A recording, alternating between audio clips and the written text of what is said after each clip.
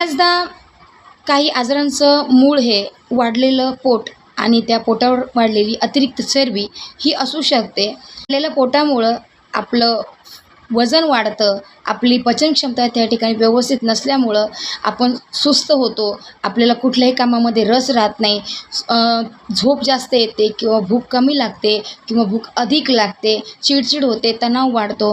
हा प्रकार तुमच्या वाढलेल्या पोटामुळे अख्खी तुमची पर्सनॅलिटीचा डामाडोल होतो, पर्सनॅलिटी खालावते. तर वेळीच काळजी घ्या, त्याच्यावर ॲक्शन घ्या. फक्त गरम पाणी पिऊन आणि जिरं मध पिऊन तुमचं पोट कमी होईल असं जर कोणी सांगत असेल तर त्यांना अवॉइड करा. हा माझा स्वतःचा अनुभव आहे.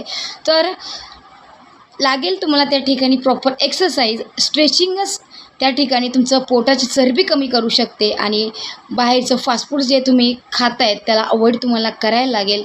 आपल्या दैनंदिन जीवनशैलीमध्ये, आपल्या लाईफस्टाईलमध्ये बदल करून ह्या गोष्टी सगळ्या संभव होऊ शकतात. थोडं लक्षात घ्या.